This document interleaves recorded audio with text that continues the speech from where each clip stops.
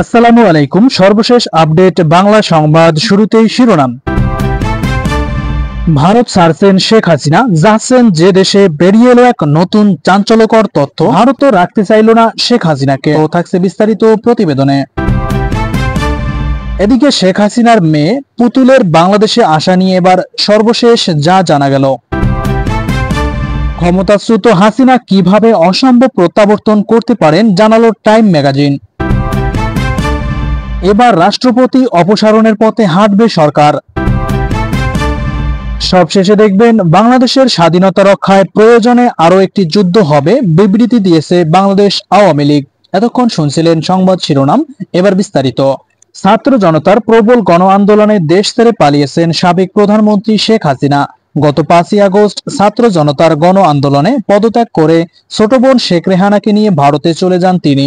বাংলাদেশের সামরিক বাহিনীর একটি বিমানে আওয়ামী লীগ সভাপতি দিল্লির কাছে গাজিয়াবাদের হিন্দন বিমান ঘাঁটিতে অবতরণ করেন। এরপর থেকে তিনি কোথায় আছেন তা নিয়ে চলে নানান আলোচনা। সর্বশেষ খবরে জানা যায়, যুক্তরাষ্ট্র ভারতের কাছে জানতে চেয়েছে শেখ হাসিনা কিভাবে কোন অবস্থায় দিল্লিতে অবস্থান করছেন। জবাবে ভারত নাকি বলেছে খুব স্বল্প সময়ের মধ্যে মধ্যপ্রাচ্যের কোনো একটি দেশে তিনি চলে যাবেন। এই খবর ঢাকার সরকারি মহলেও জানানো হয়েছে। নির্ভরযোগ্য একাধিক সূত্র জানিয়েছে, এদিকে শেখ হাসিনার সঙ্গে থাকা কূটনৈতিক পাসপোর্ট বাতিল করে দিয়েছে বাংলাদেশ সরকার। এ ধরনের পাসপোর্টধারীরা ভিসা ছাড়া ভারতে 45 দিন বৈধভাবে থাকতে পারবেন। ইতিমধ্যে ভারতে শেখ হাসিনা প্রায় 2 মাস ধরে অবস্থান করছেন। কূটনৈতিক পাসপোর্টে তার বৈধভাবে অবস্থানের মেয়াদও শেষ হয়ে গেছে। এখন তিনি কোন স্ট্যাটাসে দেশটিতে অবস্থান করছেন তা পরিষ্কার নয়। ভারতের পক্ষ থেকেও বিষয়টি খোলাসা করা হয়নি। একটি সূত্র বলছে, সম্প্রতি দিল্লিতে নিজামুদ্দিন আউলিয়া দরগায় দেখা গেছে নারায়ণগঞ্জের আলোচিত সাবেক সংসদ সদস্য শামীম ওসমানকে। সরকার পতনের পর দালালদের সহায়তায় ভারতে পালিয়ে যান আওয়ামী লীগের এই নেতা। সেখান থেকে সংযুক্ত আরব আমিরাতে পাড়ি দিয়েছেন তিনি। গত মঙ্গলবার আরব আমিরাতের আজমান সিটি সেন্টারে শামীম ওসমানকে ঘুরতে দেখেছেন বাংলাদেশি প্রবাসীরা। এ সময় তার সঙ্গে বোরকা পরিহিত 2 জন নারীকে দেখা যায়। তাদের 3 জনের হাতেই লাল সুতা বাঁধা ছিল। ধারণা করা হচ্ছে সম্প্রতি ভারতে নিজামুদ্দিন আউলিয়ায় দরগাতে এই সুতা বেঁধেছেন তারা। প্রত্যক্ষদর্শীরা প্রবাসীরা জানায়, আইফোন 16 প্রো ম্যাক্স হাতে শামীম ওসমান একটি মোবাইল অপারেটর প্রতিষ্ঠানে যায়। এ সময় তিনি শপিং সেন্টারটিতে থাকা বাংলাদেশিদের ছবি তুলতে বারণ করেন। কেউ কেউ বলছেন শেখ হাসিনা হয়তো আরব আমিরাতে যেতে পারেন শামীম ওসমানের কাছে। এদিকে শেখ হাসিনার একমাত্র মেয়ে পুতুলের বাংলাদেশে আসা নিয়ে এবার জানা গেল। অক্টোবরে ঢাকায় পূর্ব নির্ধারিত আঞ্চলিক সম্মেলনের ভেন্যু বদলেছে বিশ্ব স্বাস্থ্য সংস্থা। সংস্থাটির আঞ্চলিক পরিচালক সাইমা ওয়াজেদ পুতুল এই সম্মেলনে যোগ দিতে ঢাকায় আসবেন কিনা এই আলোচনার মধ্যে এই সিদ্ধান্ত এলো। গত 5ই আগস্ট ছাত্র জনতার অভ্যুত্থানে ক্ষমতাচ্যুত হয়ে ভারতে পালিয়ে যায় শেখ হাসিনা। আন্দোলনকারীদের উপর গুলিবর্ষণের ঘটনায় এখন পর্যন্ত হাসিনার বিরুদ্ধে শতাধিক মামলা করা হয়েছে। গণহত্যার দায়ে হাসিনার বিরুদ্ধে তদন্ত হচ্ছে আন্তর্জাতিক অপরাধ আদালতে।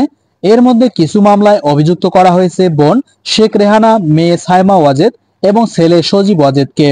এমন পরিস্থিতিতে অক্টোবরে পূর্ব নির্ধারিত আঞ্চলিক সম্মেলন ঢাকায় হবে কিনা তা নিয়ে ধোঁয়াশা তৈরি হয়।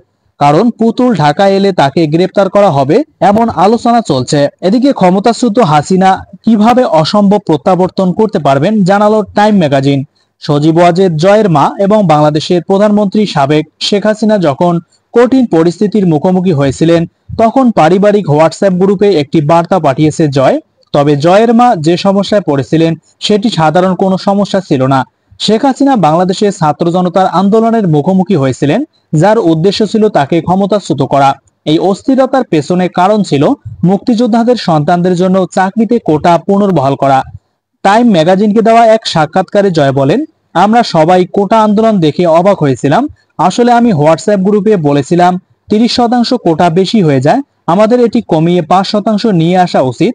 তখন একজন মন্তব্য করেন, আমরাও মুক্তিযোদ্ধাদের নাতি নাতনি। আমি মজা করে বলেছিলাম এজন্যই তো আমি 5% রাখতে বলেছি। শেষ পর্যন্ত কোটা ইস্যু আগ্নেয়শিখার মতো বৈষম্য ও রাজনৈতিক দমনপীড়নের প্রতি বাংলাদেশের জনসাধারণের ক্ষোভকে উস্কে দিয়েছে। জুলাই মাসে এই অস্থিরতা তীব্র আকার ধারণ করে। শান্তিপূর্ণ আন্দোলনকারীদের সহিংসভাবে দমনপীড়নের ফলে অন্তত 1000 মানুষ মারা যায়। হাসিনাকে শেষবারের মতো যখন দেখা যায়, তখন তাকে একটি সামরিক হেলিকপ্টারে ওঠানো হচ্ছিল। অন্যদিকে আন্দোলনকারীরা তার সরকারি বাসভবন দখল করেছিলেন। এদিকে সজীব বলেন, হাসিনা দেশের পরিস্থিতি নিয়ে খুবই হতাশ, কারণ গত 15 বছরে তার সব পরিশ্রম বিফলে গেছে। বাংলাদেশ এখন একটি বড় ধরনের হিসাব নিকাশ চলছে। বাংলাদেশের নতুন অন্তর্বর্তী সরকারের দায়িত্ব নিয়েছেন শান্তিতে নোবেল বিজয়ী ডক্টর ইউনূস।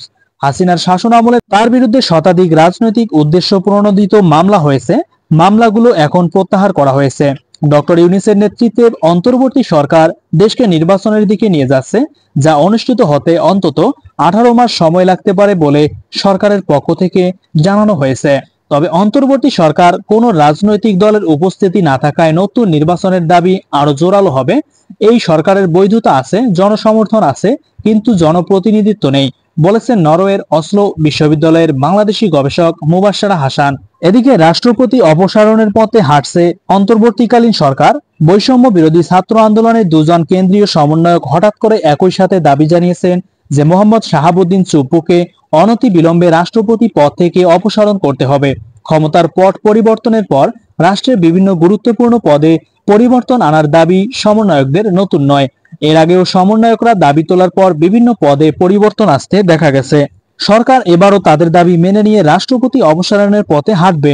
অন্তর্বর্তী সরকারের আইন উপদেষ্টা অধ্যাপক আসিফ নজরুলের কাছে এই প্রশ্নের উত্তর জানতে চেয়েছিল বিবিসি বাংলা। তবে তিনি বলেছেন তিনি এখনোই এই বিষয়ে কোনো মন্তব্য করতে চায় না।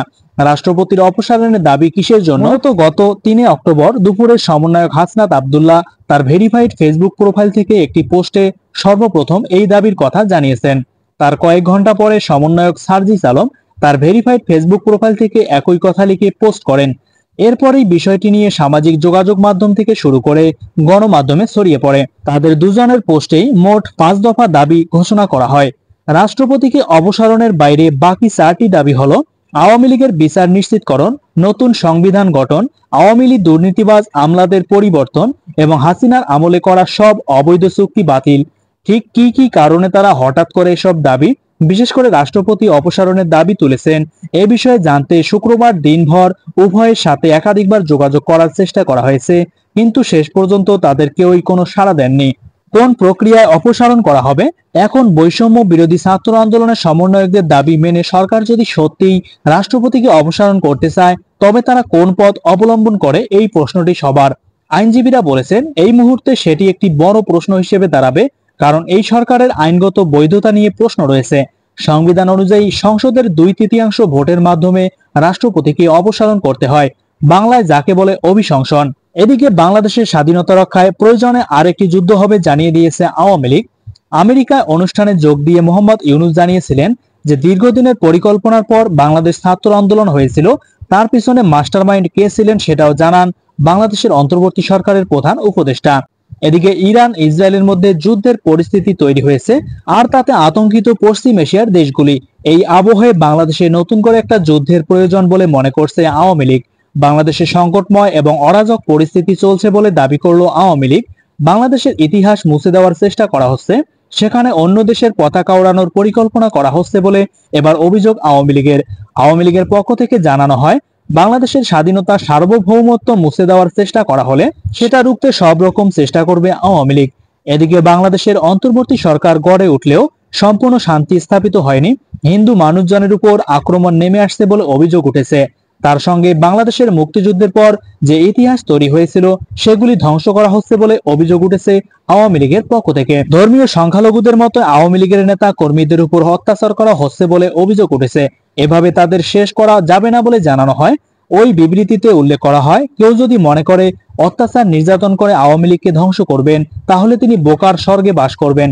দেশের ঐতিহ্যবাহী দল হিসেবে স্বমহিমায় আবার ফিরে এসে তারা দেশের অসমাপ্ত উন্নয়নের কাজ এগিয়ে নিয়ে যাবে বলে দাবি করা হয় বিবৃতিতে। প্রিয় বন্ধুরা, এই ছিল আজকের সর্বশেষ বাংলা সংবাদ।